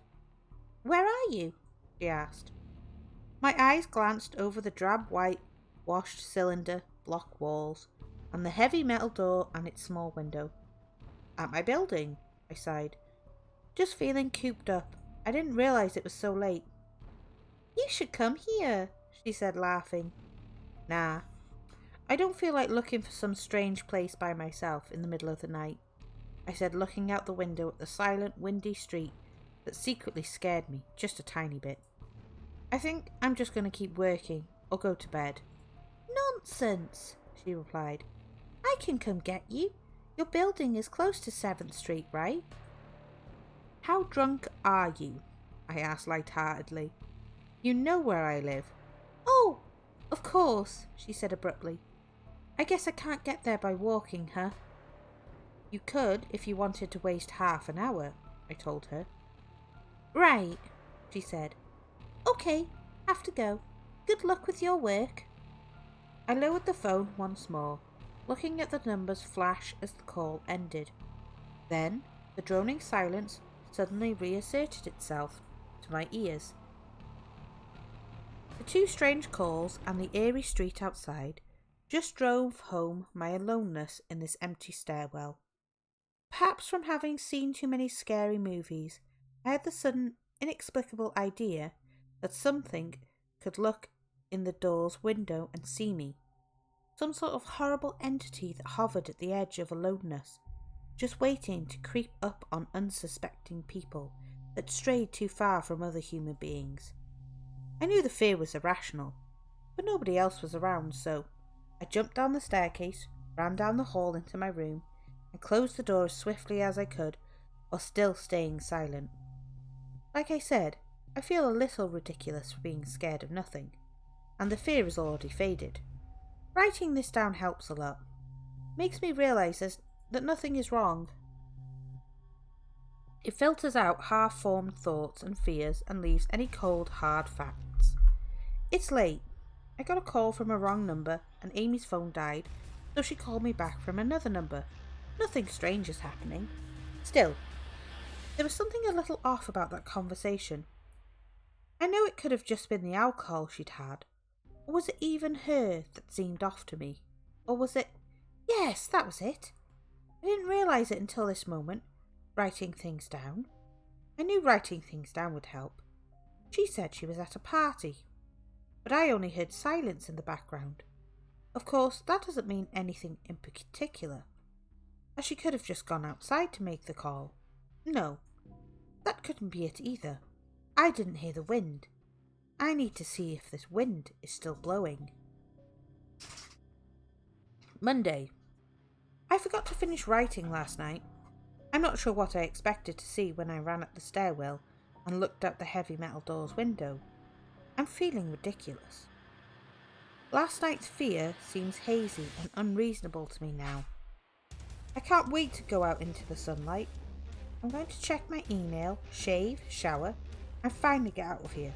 Wait, I think I heard something.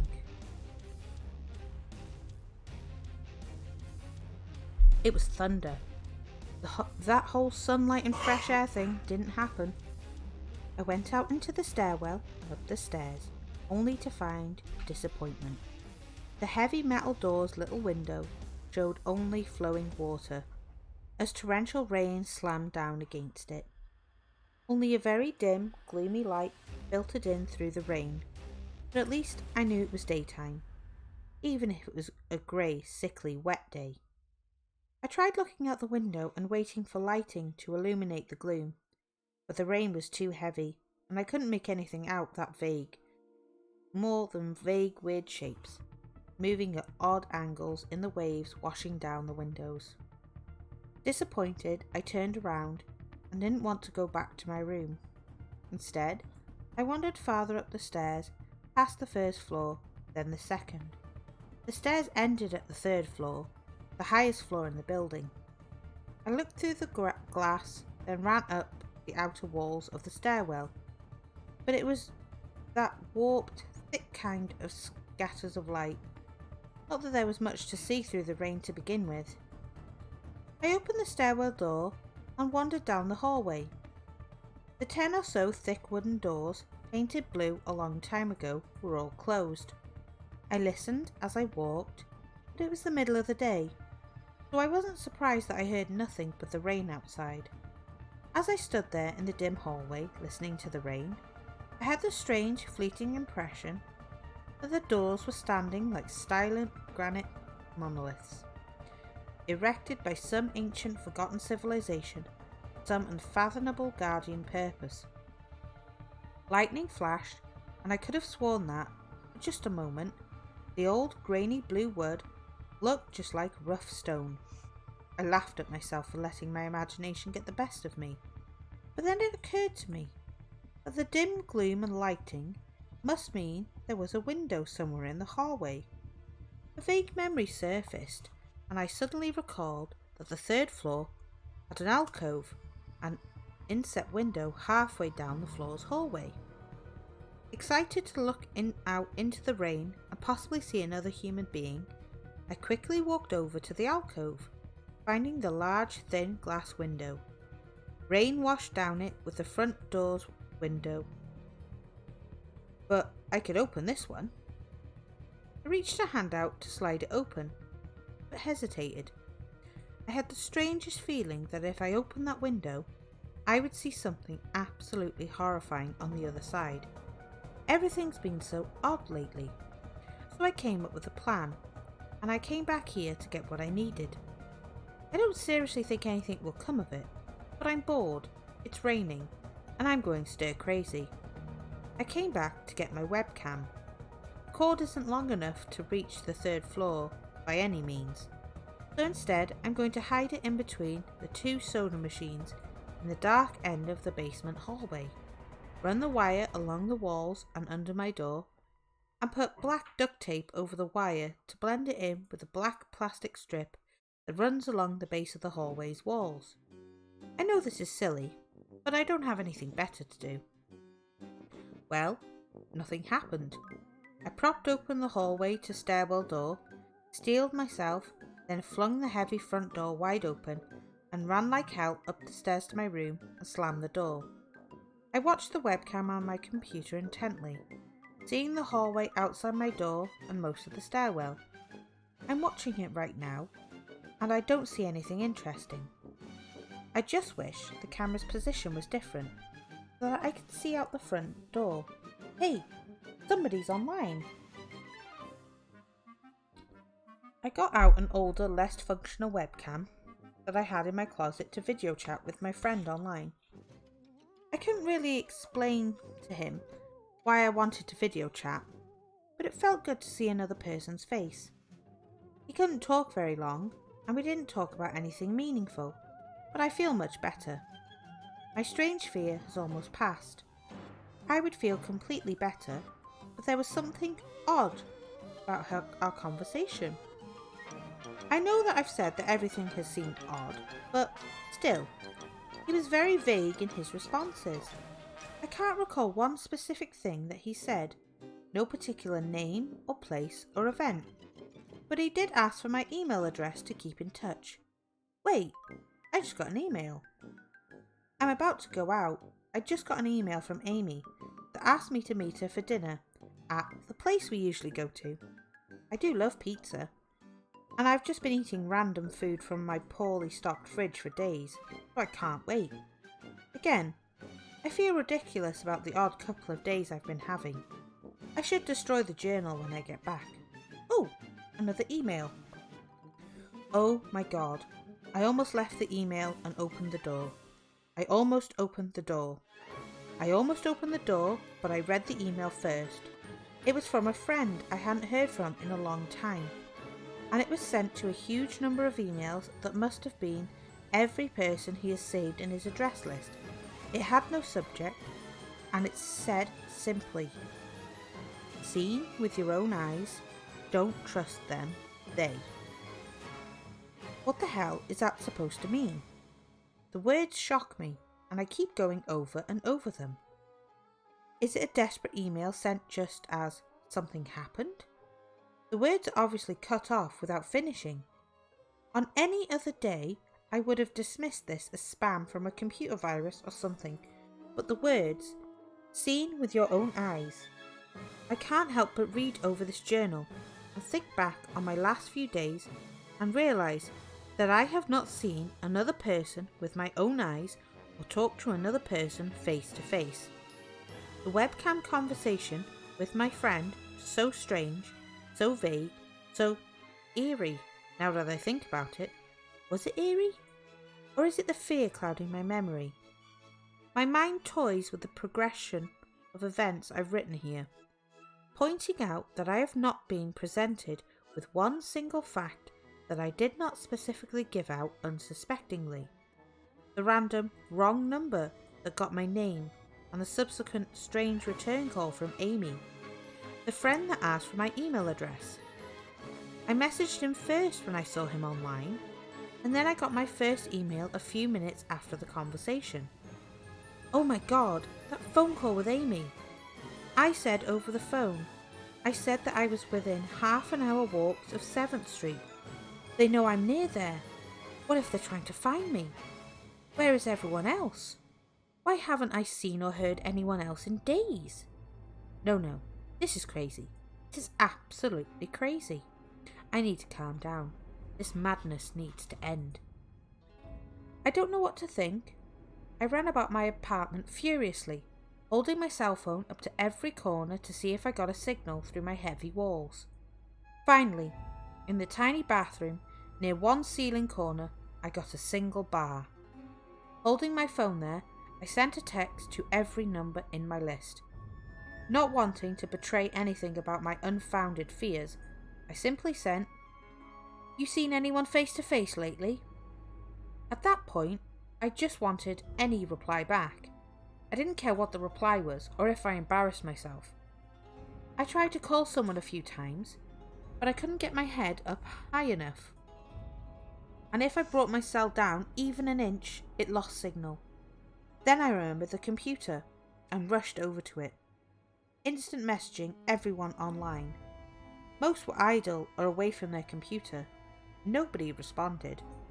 My messages grew more frantic and I started telling people where I was and to stop by in person for a host of barely passable reasons.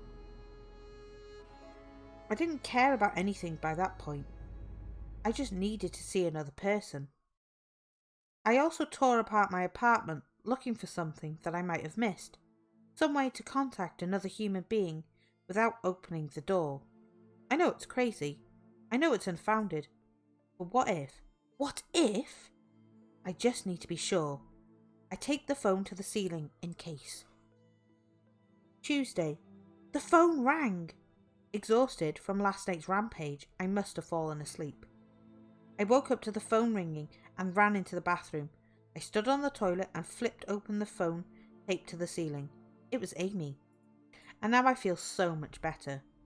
She was really worried about me, and apparently had been trying to contact me since the last time I talked to her.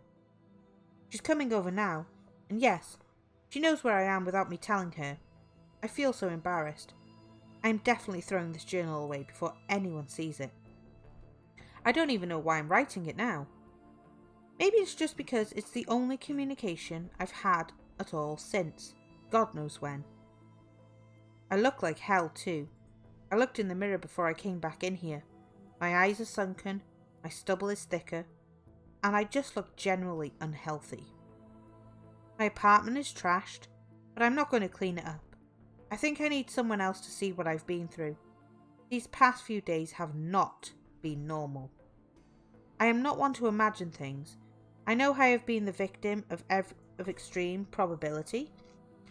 I probably miss seeing another person a dozen times. I just happen to go out when it's late at night, or the middle of the day when everyone was gone.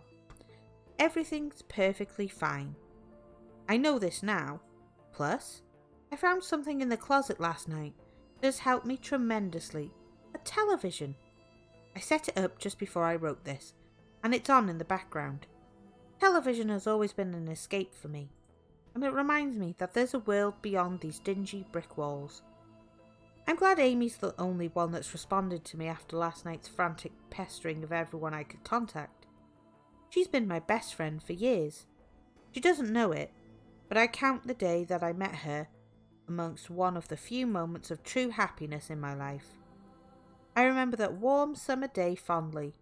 It seems a different reality from this dark, rainy, lonely place. I feel like I spent my days sitting in the playground, much too old to play with talking with her and hanging around, doing nothing at all. I still feel like I can go back to that moment sometimes, and it reminds me that this damn place is not at all there is. Finally, a knock on the door. I thought it was odd that I couldn't see her through the camera. I hid between the two soda machines. I figured that it was bad positioning, like when I couldn't see out the front door. I should have known. I should have known. After the knock, I yelled through the door jokingly that I had a camera between the soda machines, because I was embarrassed myself that I had taken this paranoia so far. After I did that, I saw her image walk over to the camera and look down at it. She smiled and waved. Greetings, manager. I thought it was odd that I couldn't see her through the camera. I hid between the two soda machines. Oh, we've got to that bit. Silly me. Hey, she said to the camera brightly, giving it a wry look. It's weird, I know, I said into the mic attached to my computer. I've had a weird few days. Must have, she replied. Open the door, John. I hesitated. How could I be sure? Hey, Humour me a second here, I told her through the mic. Tell me one thing about us. Just prove to me you're you. She gave the camera a weird look. All right, she said slowly, thinking. We met randomly at a playground when we were both way too old to be there. I sighed deeply as reality turned and fear faded.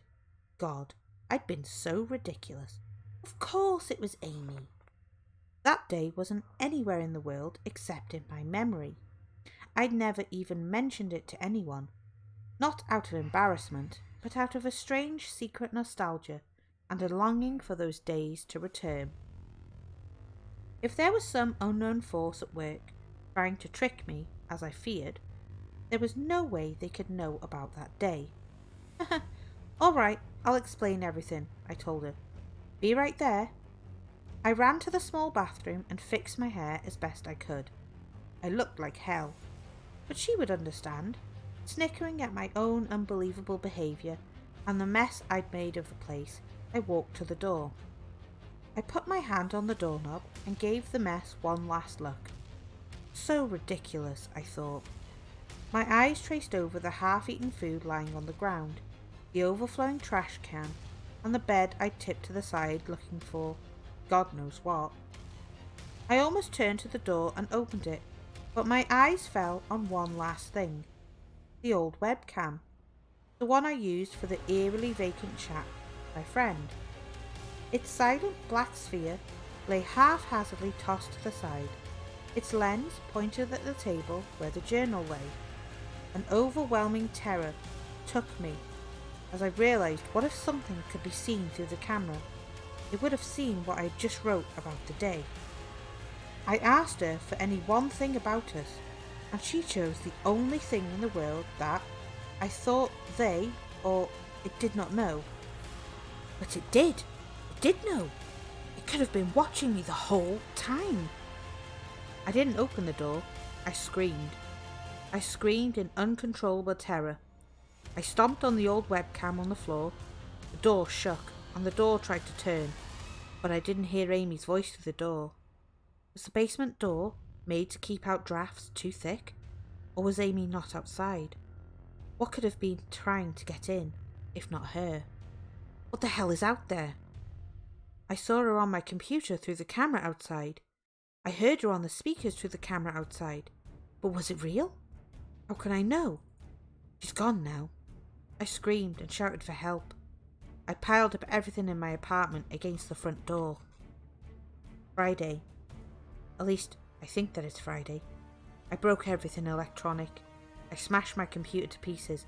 Every single thing on there could have been accessed by network access or worse, altered. I'm a programmer, I know. Every little piece of information I gave out since this started, my name, my email, my location, none of it came back from outside until I gave it out. I've been going over and over what I wrote. I've been pacing back and forth, alternating between stark terror and overpowering disbelief. Sometimes I'm absolutely certain some phantom entity is dead set on the simple goal of getting me to go outside. Back to the beginning, with the phone call from Amy, she was definitely asking me to open the door and go outside. I keep running this in my head. One point of view says I've acted like a madman, and all this is just the extreme convergence of probability, never going outside at the right times by pure luck, never seeing another person by pure chance, getting a random nonsense email from some computer virus at just the right time. The other point of view says that extreme convergence of probability is the reason that whatever's out there hasn't gotten me already. I keep thinking, I never opened the window on the 3rd floor. I never opened the front door until that incredibly stupid stunt with the hidden camera, after which I ran straight to my room and slammed the door. I haven't opened my own solid door since I flung open the front door to the building. Whatever's out there, if anything's out there, never made an appearance in the building before I opened the front door. Maybe the reason it wasn't in the building already was that it was elsewhere getting everyone else. and then it waited until I betrayed my existence by trying to call Amy, a call which didn't work until it called me and asked me my name. Terror literally overwhelms me every time I try to fit the pieces of this nightmare together. That email, short, cut off, was it from someone trying to get word out? Some friendly voice desperately trying to warn me before it came? Seen with my own eyes, don't trust them, exactly what I've been so suspicious of. It could have masterful control of all things electronic, practicing an insidious deception to trick me into coming outside. Why can't it get in? It knocked on the door, it must have some solid presence. The door. The image of those doors in the upper hallway as guardian monoliths flashes back in my mind every time I trace this path of thoughts. If there is some phantom entity trying to get me to go outside, maybe it can't get through doors. I keep thinking back over all the books I've read or movies I've seen, trying to generate some explanation for this. Doors have always been such intense foci of human imagination, always seen as words or portals of special importance. Or perhaps the door is just too thick. I know that I couldn't bash through any of the doors in this building, let alone the heavy basement ones. Aside from that, the real question is, why does it even want me? If it just wanted to kill me, it could do in any number of ways, including just waiting until I starve to death. What if it doesn't want to kill me? What if it has some far more horrific fate in store for me? God, what can I do to escape this nightmare? A knock on the door. I told the people on the other side of the door I need a minute to think and I'll come out. I'm really just writing this down so I can figure out what to do. At least this time I heard their voices. My paranoia, and yes, I recognise I'm being paranoid, has me thinking of all sorts of ways that their voices could be faked electronically. There could be nothing but speakers outside, simulating human voices. Did it really take them 3 days to come talk to me? Amy is supposedly out there, along with 2 policemen and a psychiatrist. Maybe it took them 3 days to think of what to say to me. The psychiatrist's claim would be pretty convincing if I decided to think this has all been a crazy misunderstanding, and not some entity trying to attack me into opening the door. The psychiatrist had an older voice, authoritarian, but still caring. I liked it. I'm desperate just to see someone with my own eyes. He said I have something called cyberpsychosis, and I'm just one of a nationwide epidemic of thousands of people having breakdowns triggered by a suggestive email that got through somehow. I swear, he said got through somehow. I think he means spread throughout the country inexplicably, but I'm incredibly suspicious that the entity slipped up and revealed something. He said I'm a part of a wave of emergent behaviour, that a lot of other people are having the same problem with the same fears, even though we've never communicated. That neatly explains the strange email about eyes that I got. I didn't get the original triggering email. I got a descendant of it. My friend could have broken down too, and tried to warn everyone he knew against his paranoid fears. That's how the problem spreads, the psychiatrist claims. I could have spread it too, with my texts and instant messages online to everyone I know. One of those people might be melting down right now, after being triggered by something I sent them. Something they might interpret any way that they want. Something like a text saying, "Seen anyone face to face lately?" The psychiatrist told me that he didn't want to lose another one. That people like me are intelligent, and that's our downfall. We draw connections so well that we draw them without when they shouldn't be there.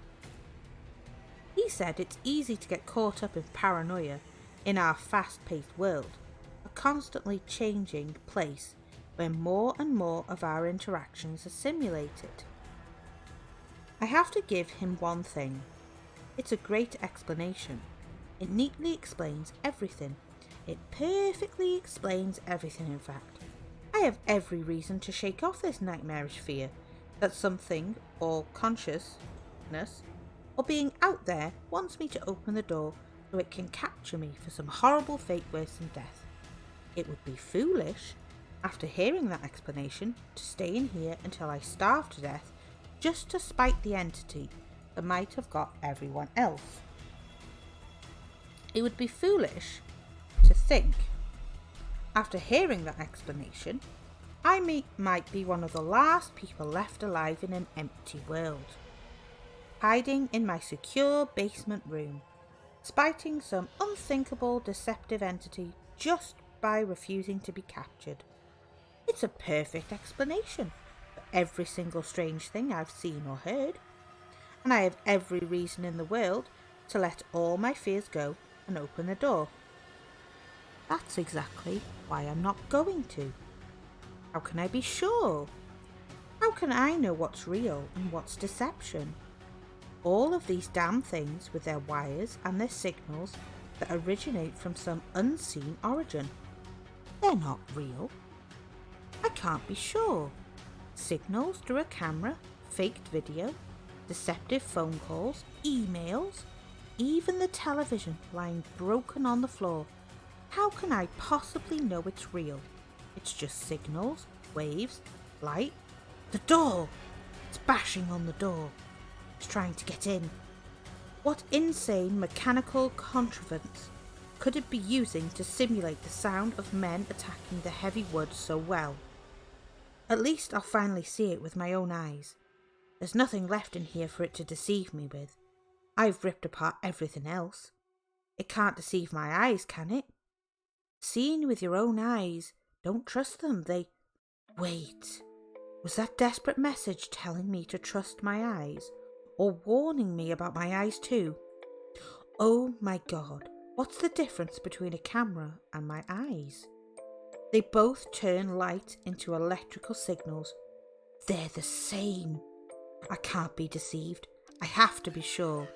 I have to be sure. Date unknown. I calmly ask for paper and a pen, day in and day out, until it finally gave them to me. Not that it matters. What am I going to finally do? Poke my eyes out? The bandages feel part of me now. The pain is gone. I figured this would be one of my last chances to write legibly, as, without my sight to correct mistakes, my hands will slowly forget the motions involved. This is a sort of self-indulgence, this writing. It's a relic of another time, because I'm certain everyone left in this world is dead, or something far worse. I sit against the padded wall day in and day out. The entity brings me food and water. It masks itself as a kind nurse, as an unsympathetic doctor. I think it knows that my hearing has sharpened considerably now that I live in darkness. It fakes conversations in the hallways on the off chance that I might overhear. One of the nurses talks about having a baby soon. One of the doctors lost his wife in a car accident. None of it matters. None of it is real. None of it gets to me. Not like she does. That's the worst part. The part I almost can't handle. This thing comes to me masquerading as Amy. Its recreation is perfect. It sounds exactly like Amy, feels exactly like her. It even produces a reasonable smile of tears that it makes me feel on its lifelike cheeks. When it first dragged me here, it told me all the things I wanted to hear. It told me that she loved me, and that she always loved me, that it didn't understand why I did this, that we could still have a life together, if only I would stop insisting that I was being deceived. It wanted me to believe. No, It needed me to believe that she was real. I almost fell for it. I really did. I doubted myself for the longest time. In the end, though, it was all too perfect, too flawless, and too real. The false Amy used to come every day, and then every week, and finally stopped coming altogether. But I don't think the entity will give up. I think the waiting game is just another one of its gambits. I will resist it for the rest of my life if I have to. I don't know what happened to the rest of the world, but I do know that this thing needs me to fall for its deceptions. If it needs that, then maybe, just maybe, I am a thorn in its agenda. Maybe Amy is still alive out there somewhere, kept alive only by my will to resist the deceiver. I hold on to that hope, rocking back and forth in my cell to pass the time. I will never give in. I will never break. I am a hero. The doctor read the paper the patient had scribbled on. It was barely readable, written in the shaky script of one who could not see. He wanted to smile at the man's steadfast resolve, a reminder of the human will to survive, but he knew that the patient was completely delusional. After all, a sane man would have fallen for the deception long ago. The doctor wanted to smile. He wanted to whisper words of encouragement to the delusional man.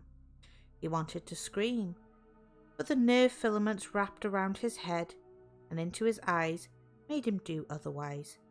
His body walked into the cell like a puppet and told the patient once more that he was wrong and that there was nobody trying to deceive him. And that was the end of that tale. Greetings, Manager Eisen. How are you? And hi, Circus. I am doing very good today. Thank you very much for asking. Scorpy came and gave me a lovely raid today, which was super happy. Hubby be throwing out compliments for my voice, which is also nice.